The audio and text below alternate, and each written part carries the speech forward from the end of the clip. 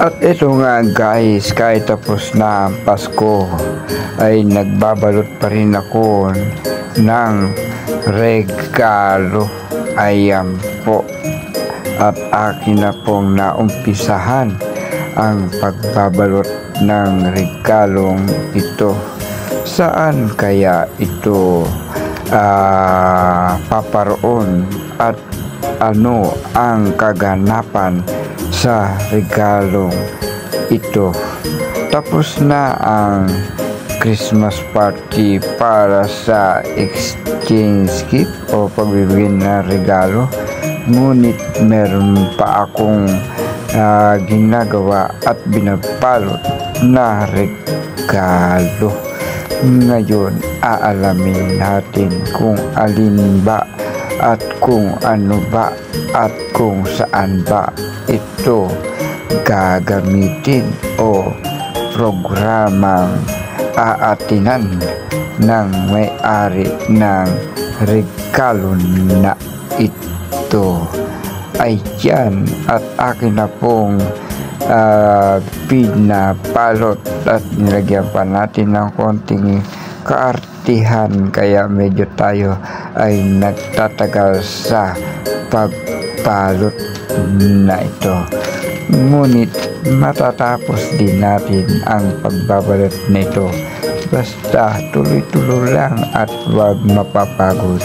At nabalot ko na nga po ang dalawa, at ngayon ay ang panghuli, at dapat nating maayos ang pagbabalot ng panghuling binabalot ko na regalo.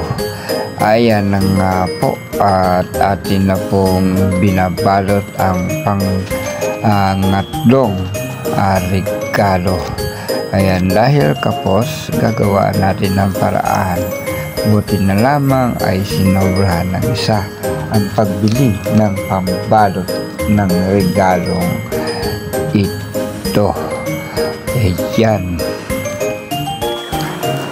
At tuloy-tuloy lang natin ang pagbabalot nito dahil kailangan na ito'y matapos, dahil kinabukasan ay mayroong gaganapin programa na aming pupuntahan. Kaya tatlo ito, dahil tatlo ang nagmamay-ari. Ang isa na kulay pula na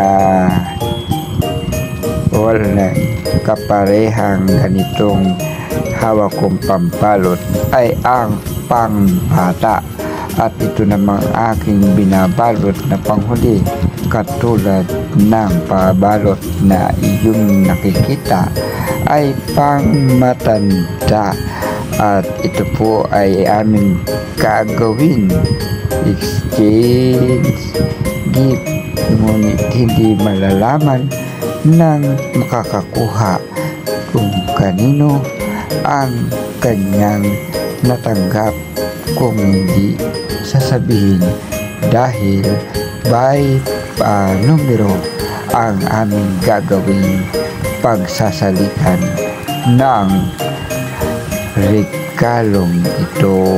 Ayan, walang pangalan ito, at kailangan lang ay sulatan ng numero, at ang makakuha ay magbubunot kung anong numero ang kanyang napili na katumbas ng numero yun ay ang regalo na mapupunta sa kaniya.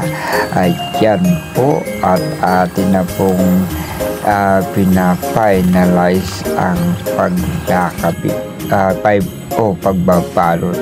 Ayan na nga po, ayan ay hindi po wala kasama yung Lacoste na yan. At eto na nga po, alam na kung saan kami nagpunta. Ayun, nakasulat year-end party. Ayan, kasama si Yerty. O ayan na, marami na pong mga bata sa loob. At maya-maya lang kapag kami nagumpisa na, ay tiyak pupuno na ang loob na ito. Dahil dito ay abala pa si Cruz sa kanyang paglalagay ng mga numero sa mga nagdala ng regalo. Iba ang pambata at iba naman ang pangmatanda. Ayan po si Marapot. Okay, na exposure dito sa cellphone nito na may tubig ray.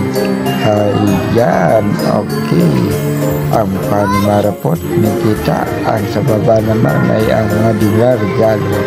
At ito na nga po, nagkakaroon na ng mga kwentuhan, kaganapan habang iniintay pa namin ang pagpapasimula ng programa. Pagkatapos nun ay ang mga games and syempre pinakuli chicha, kainang malupiton ang aming pong pagsalusaluhan sa year-end party na ito.